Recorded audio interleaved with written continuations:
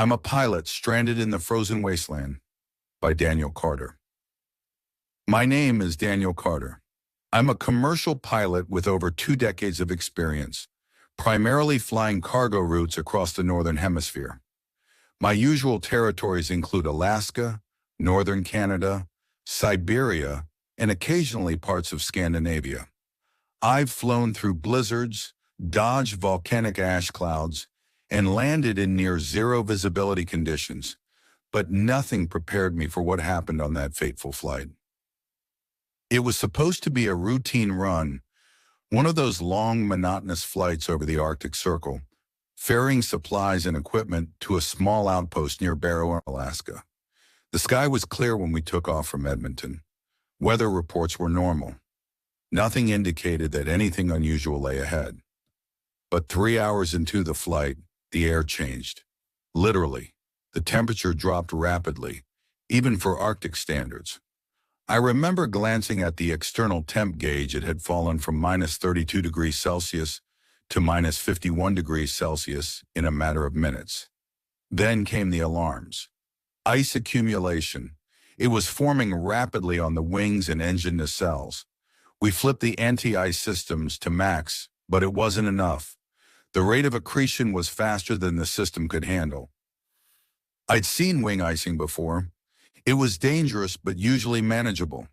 This was different. Within minutes, the wings had a thick white crust and the engines began to sputter. The aircraft's controls responded sluggishly. My co-pilot, Julian, stared at the controls in disbelief, his face pale. "We're losing lift," I said, gripping the yoke. "We've got a full de-ice," he replied. "Why isn't it clearing?" The storm hit seconds later. We didn't even see it on radar. One moment we were flying under a milky twilight sky. The next we were plunged into a world of swirling snow and wind that rattled the airframe like it was made of tin. Instruments began to fail. First the altimeter flickered, then the artificial horizon stuttered, then the GPS went completely black. The engine alarms blared louder. "We're going down," I said, my voice steadier than I felt. "I need you to look for any flat terrain, anything." We were flying blind, both metaphorically and literally. Through the storm, I caught a glimpse of white plains broken by a line of dark trees, possibly a ravine or riverbed. It wasn't ideal, but nothing else was visible. I initiated emergency landing protocol. The landing gear would be useless in the snow, so I opted for a belly landing. The ice-covered controls fought every adjustment. The right engine gave out entirely. Then came the impact. It felt like hitting a brick wall at 200 knots. The fuselage slammed into the snow-packed terrain, skidding, braking, grinding to a halt against a frozen outcropping. I blacked out for what might have been seconds or minutes. When I came to, Julian was unconscious beside me, blood streaking his forehead. "Tati," the wind screamed through the cracked cockpit. Shards of ice peppered the cabin like glass. The cold was immediate and biting, even through my insulated suit. I knew I had minutes, maybe less, before exposure would start setting in. I pulled Julian free and dragged him through the snow. The fuselage was unsalvageable, half buried and threatening to collapse under the weight of ice. But I managed to pull supplies, a flare gun, an emergency pack, some sealed rations, and a short-range emergency radio. Julian stirred briefly as I propped him up against the snowbank. "We alive?" he asked weakly. "Barely." I triggered the radio static. It was still functional, but barely. It could receive, but the mic was crushed, making it useless for two-way communication. We could listen, but not reply. I slung Julian over my shoulder and staggered through the storm. For 2 hours I trudged through thigh-deep snow, driven by adrenaline and instinct. Then, by sheer luck or divine grace, I saw it an old weather monitoring cabin. It was half buried under snowdrifts and ice, but still intact. I kicked the door in and collapsed inside, dragging Julian behind me. The interior was cramped and coated in frost. There was an ancient cast iron stove in the corner, a few dusty survival kits, some emergency blankets, and most importantly, a pile of chopped wood. I lit a fire with shaking hands, the flames flickering to life and filling the cabin with the first warmth we'd felt in hours. That night, I huddled beside Julian under every layer of cloth and insulation we had. My mind raced, trying to process what had happened. The storm wasn't natural. It came out of nowhere, moving faster than any system I'd ever seen. The icing was too rapid, too aggressive. Something was wrong. The next day, I got the radio working. I rigged a power line from a portable battery pack and sat, listening to the static. Then faintly I heard it. This is the Canadian Meteorological Service. Widespread power outages reported across northern territories. Temperatures dropping rapidly across the continental U.S. Unconfirmed reports of polar air pushing as far south as Texas. I leaned closer. The signal was weak, but real. Scientists believe this is due to a collapse of the Atlantic meridional overturning circulation, commonly known as the Gulf Stream. This has triggered an atmospheric cascade effect, pushing Arctic air masses southward at an unprecedented rate. Julian stirred beside me, and I could only stare at the radio in stunned silence. We weren't caught in an isolated storm. We were living through the beginning of a new ice age. The days that followed were a blur of snow and survival. Julian's condition improved slowly, though the crash had left him with a fractured leg. I splinted it using old wood from the cabin walls and strips of insulation from the flight suits. We rationed food carefully, melted snow for water. The cabin stove became our lifeline. I kept the radio on at all times. Most of what came through was static, but occasionally we get fragments, emergency alerts, panic newscasts, even interviews with climate scientists explaining the situation. Gulf Stream failure has destabilized the polar vortex. Temperatures continue to plunge. Satellite data shows Arctic conditions moving over regions like Nevada and Southern California. Animals migrating south en masse. Unusual predator sightings in urban areas. Governments struggling to maintain order. This may be a long-term event, possibly lasting years. Citizens are urged to shelter in place, conserve heat, and wait for updates. Each broadcast painted a darker picture. This wasn't a temporary blizzard. The world as we knew it was freezing over. Julian and I fortified the cabin as best we could. We boarded up cracks in the walls, insulated the windows, and created a signal fire outside using what little fuel we had. But no planes came, no search parties, no one. We were alone in a dead white sea. Then came a breakthrough. One afternoon, the radio crackled again. This is Station Delta. Repeat, Station Delta. Cold Weather Joint Operations Outpost, active status confirmed. Broadcasting on shortwave channel 4.7. I couldn't respond. The mic was still broken, but the signal was strong. Clear, I listened. We are located approximately 48 degrees north, 113 degrees west. Receiving this broadcast? Identify with signal pulse. It was a beacon of hope. I spent the next day modifying a signal device using parts from the emergency locator beacon and an old flashlight. I couldn't speak to them, but I could click short bursts of light, Morse code. In pilot training, I had learned it as part of emergency survival protocol. I never thought I'd actually use it. That night, I pointed the beam at the open sky and tapped, crashed. 30 miles south, 2 survivors. Radio mic damaged. Need extraction. The first crackle of response came in the early hours of the following morning. Signal received. Station Delta acknowledging pulse code. Location triangulated. Rescue operation initiated. Hold position. I exhaled slowly, the first real sign of hope in weeks. Julian was still weak, but hearing that voice even indirectly gave us renewed strength. Over the next days, we sent more detailed signals describing our location, the crash coordinates, and our condition. The radio remained receive-only, but Station Delta's transmissions became a lifeline, delivering weather updates and survival advice. Temperatures stabilizing, severe cold front expected to pass in 3 days. Supplies airdropped to coordinates 48.12 and 112.85W. Standby for extraction. The cold remained brutal. Ice formed on every exposed surface, even inside the cabin. Our clothes froze overnight. The ration packs tasted bland, but they kept us alive. Then came another shock.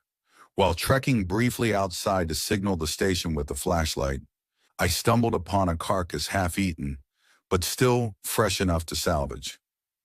It was a deer or something similar. Wolves prowled nearby, watching us cautiously. With no other option, we gathered what meat we could. We cooked it carefully over the stove. It was the first fresh food we'd eaten in weeks. Survival instincts kicked in. We scouted the surrounding terrain, mapping the best routes in case we had to move. The landscape was unforgiving, filled with hidden crevices and patches of thin ice. Each night, the radio crackled with news from Station Delta and other scattered broadcasts from military and emergency services. Military outposts reinforcing perimeter defenses. Limited personnel available due to cold-related injuries. Wildlife migrations disrupting supply lines. New satellite data confirms ice coverage at historic highs. The news was grim, but at least it told us we weren't forgotten. One evening, as we rested beside the fire, a new transmission came through. Attention all survivors. Weather patterns improving. Gulf Stream stabilization detected. Resupply missions increasing.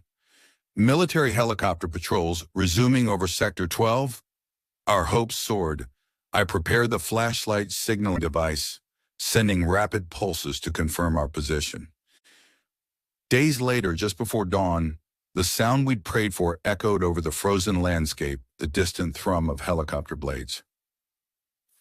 A U.S.-Canadian military helicopter appeared through the swirling snow, lowering a winch cable.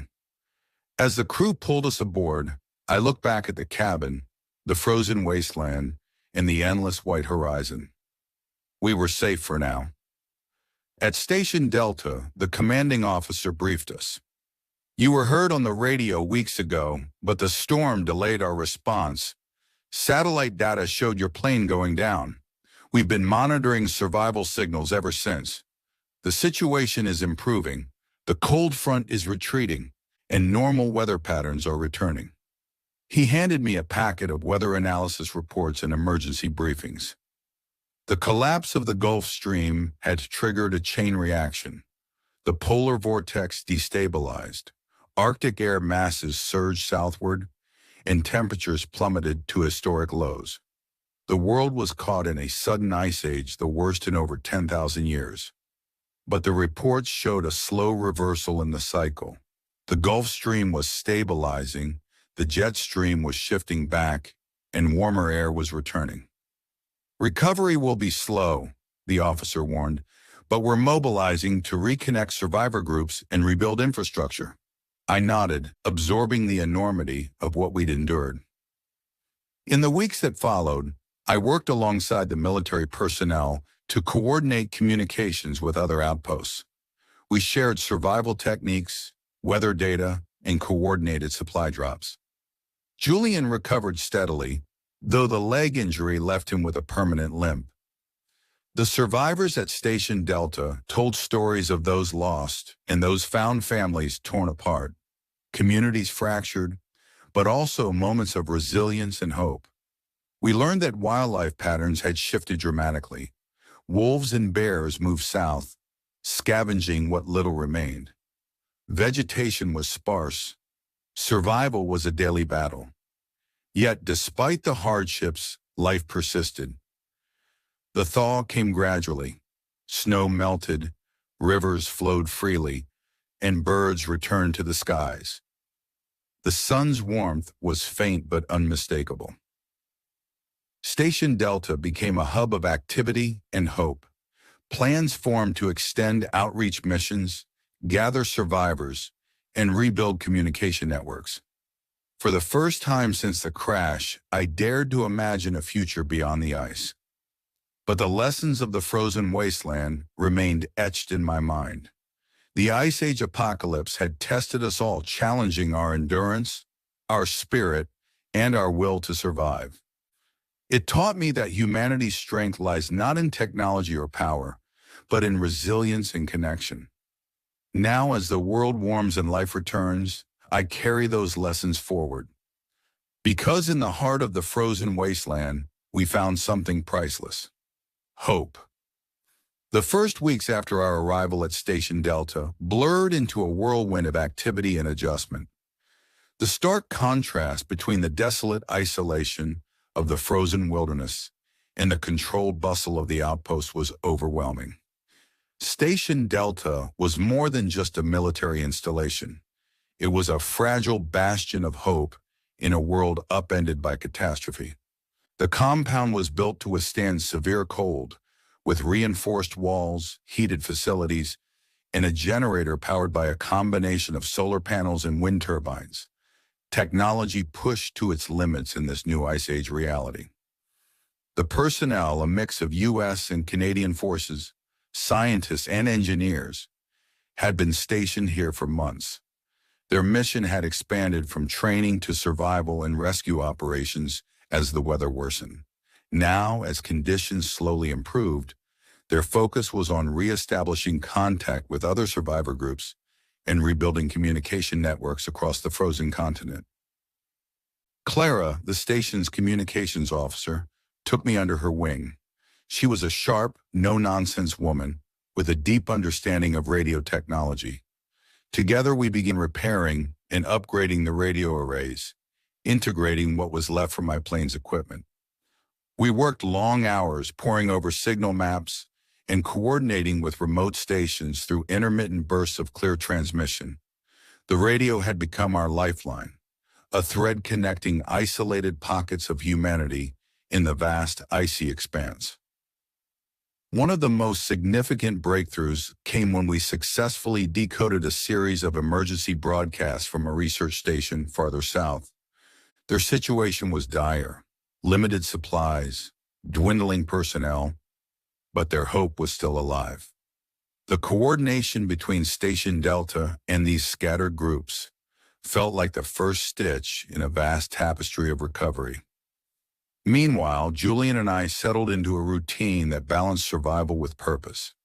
I assisted with radio operations and logistics, while he helped manage supplies and coordinated scouting missions beyond the perimeter. The physical toll of the crash and weeks of exposure left its mark. My hands were perpetually numb from frostbite, and the lingering aches reminded me daily of the ordeal. Julian's leg injury slowed him, but his spirit remained unbroken. Despite the improving weather, the wilderness outside was unpredictable and dangerous. Wolves still roamed in packs, and sudden snowstorms could trap us in the field for days. One day, during a resupply run, I encountered the remains of another crash site. The skeletal wreckage was a sobering reminder of how many had perished in the initial chaos. Yet near the debris, I found a journal, half frozen but legible. Its pages told the story of a pilot and a small group of survivors, fighting to stay alive in the encroaching cold. Their final entries were hopeful, describing efforts to reach Station Delta. That journal became a symbol, a testament to resilience and the enduring will to survive. Back at the station, we began preparing for the arrival of new rescue teams. Satellite images indicated that the worst of the ice storm had passed.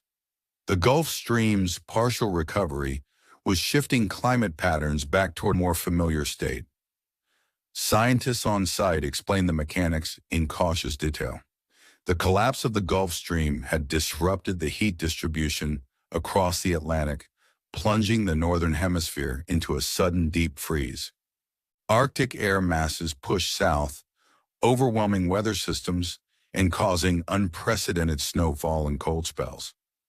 But now subtle changes suggested the system was stabilizing. The jet stream was regaining its flow, and warmer air currents began to push back. Still, recovery would be gradual, and the scars on the environment and society were deep. Then came the day I had been waiting for, the arrival of the first large-scale rescue convoy. Helicopters, trucks, and supply planes descended on Station Delta, bringing food, medical supplies, and teams of engineers and doctors. The compound buzzed with renewed energy and urgency. Survivors from other regions began to trickle in, some arriving on foot, others airlifted from isolated pockets. Each brought stories of hardship, loss, and survival. The task ahead was monumental. Infrastructure had been decimated, communication lines severed, communities fractured. But the spirit of cooperation and determination was palpable. Over the following weeks, I worked closely with the rescue teams to organize evacuation and relief missions. We established protocols for reaching survivors in remote areas, setting up temporary shelters and medical stations. The radio network expanded rapidly, weaving a web of connection across the frozen continent. Messages of hope and solidarity replaced the static and silence that had dominated for so long. Julian, though still recovering, joined me in the field. Together we led scouting expeditions, assessing conditions, and locating survivors. Each success, every life saved, reinforced the fragile thread of hope binding us all. As spring approached, the frozen wasteland began to transform. Snow melted into rivulets that carved new paths through the landscape. Ice cracked and shifted, revealing patches of earth beneath. The wildlife slowly returned, cautious and wary, but persistent. Birds nested in the trees, and small mammals emerged from burrows. At night, the aurora borealis shimmered across the sky, a breathtaking reminder of nature's enduring beauty amidst the devastation. Through it all, I kept a journal documenting our journey, the challenges, and the triumphs. It was my way of preserving the memory of those dark days and the dawn of a new beginning. This story, my story, is not just about survival in the frozen wasteland. It's about the resilience of the human spirit and the bonds forged in the harshest of circumstances. Because no matter how deep the freeze, how dark the night, hope is a flame that refuses to be extinguished. The thaw that followed the relentless winter felt surreal, almost dreamlike. After months trapped in the icy grip of the apocalypse, the subtle return of warmth and life was a balm to our battered souls. But the changes brought new challenges. As the ice receded, previously inaccessible areas opened up. Rescue teams ventured deeper into the wilderness, uncovering pockets of survivors clinging to life in hidden enclaves. Each mission was a delicate balance between hope and risk. The terrain was unpredictable. Thawing permafrost created unstable ground, and melted snow caused rivers to swell and flood. At Station Delta, the atmosphere shifted from survival mode to reconstruction. The engineers and scientists worked tirelessly to repair damaged infrastructure and reestablish communication lines. We began receiving clearer updates from governments and international organizations coordinating large-scale relief efforts. One of the most hopeful developments was the reinstatement of the satellite network. For weeks, communications had been spotty or non-existent. But now, with repaired satellites and ground stations coming online, the world felt a little smaller. Through the radio, I heard broadcasts warming trends in Europe, Asia, and parts of North America. Meteorologists discussed the Gulf Stream's partial recovery and the gradual retreat of the polar vortex. The ice age was receding, but its aftermath would be felt for years. Julian and I took on the role of field coordinators, organizing supply drops and evacuation routes for survivors unable to reach Station Delta on their own. The work was exhausting, but immensely rewarding. One day, while surveying a remote valley, we stumbled upon a group of survivors huddled in a makeshift shelter. They were a family of 6, weakened but alive, having endured the worst of the freeze without aid. Their relief upon seeing us was overwhelming. We shared food and warmth and arranged transport back to Station Delta. Their stories of perseverance and resourcefulness were a powerful reminder of humanity's capacity to endure. Inside the compound, the mood was cautiously optimistic. The food stores were replenished, medical facilities improved, and plans for long-term habitation were underway. Scientists began studying the ecological impact of the Ice Age, mapping changes in flora and fauna, and forecasting climate recovery. Education and mental health support became priorities. Many survivors, traumatized by loss and isolation, struggled to adjust to this new reality. Community gatherings, storytelling, and shared projects helped rebuild a sense of normalcy. Then one afternoon, Clara called me to the comms room with urgent news. "We've intercepted a distress signal," she said, her voice tense but controlled. "It's faint, but definitely human." The message originated from a remote research station near the edge of the Arctic Circle, far beyond any established rescue routes. The signal was weak, intermittent, but unmistakably a call for help. Organizing a rescue mission into such a harsh, uncharted area was risky, but the urgency was clear. Julian and I volunteered to lead the team. The journey was arduous. Snowdrifts blocked parts of the trail, and sudden ice melts created dangerous crevices. We traveled on foot, using snowmobiles where possible, and navigated by GPS and radio triangulation. As we neared the source of the signal, the landscape grew increasingly treacherous. Jagged ice cliffs loomed overhead, and freezing winds cut through our layers of clothing. Eventually, we found the research station battered by storms, partially buried in snow and ice, but still intact. Inside, a small team of scientists and technicians awaited rescue. Their supplies were low, and morale was fragile. The team had been studying the rapid climate shifts when the Ice Age struck, and their data was invaluable. They provided detailed reports on the collapse of the Gulf Stream, the jet stream disruptions, and the unprecedented Arctic weather patterns pushing cold air far south. Their work was a critical piece in understanding the catastrophe and guiding recovery efforts. Back at Station Delta, the rescued scientists joined the community, sharing knowledge and assisting with climate monitoring. Their presence accelerated research and improved our ability to predict weather and plan resource allocation. The radio network continued to expand, linking more survivor groups and coordinating aid across vast distances. News broadcasts detailed the gradual warming and returning ecosystems. Cities once buried in snow were beginning to thaw, and agriculture was tentatively resuming in sheltered regions. Despite the progress, challenges remained. Infrastructure was fragile, and sporadic power outages disrupted communications. Wildlife patterns were altered, and some areas remained hazardous due to unstable ice and lingering cold pockets. There were social challenges too. Competition for resources sparked tensions among survivor groups. Some communities resisted integration or distrusted outsiders. Leadership disputes occasionally threatened to unravel fragile alliances. Through it all, the team at Station Delta worked to mediate conflicts, promote cooperation, and foster a shared vision of rebuilding.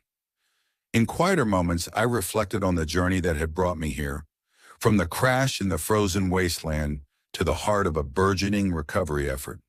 The lessons learned in survival applied not just to the body, but to the mind and spirit. The Ice Age apocalypse had stripped away so much: comfort, certainty, safety, but it had also revealed the depth of human resilience, the power of hope, connection, and determination. As spring turned to summer, The world around us continued to heal. Streams flowed freely, trees sprouted new growth, and animals reemerged from hibernation. Communities began rebuilding homes and farms. Schools reopened in some areas, and children, the future generation, played amid thawing fields once buried under snow. The scars of the Ice Age would remain for decades, but humanity was adapting, learning, and moving forward. Through the radio, I often heard voices from around the world, scientists, leaders, survivors, sharing stories of loss and renewal, challenges and breakthroughs. Their voices carried the unyielding message: we endured, and we would rebuild. This chapter of my life and of our shared history stands as a testament to survival against unimaginable odds. The frozen wasteland tested us, but it did not defeat us. Together, we faced the darkness and emerged into the light. After months of struggle, the Ice Age's grip was loosening, and a new dawn was breaking over a world forever changed. At Station Delta, the mood was buoyant yet cautious. We had made incredible progress reconnecting isolated survivors, repairing vital systems, and starting to cultivate food in greenhouses and thawed soil patches. The harshest days of survival were behind us, but the road ahead required vigilance and cooperation.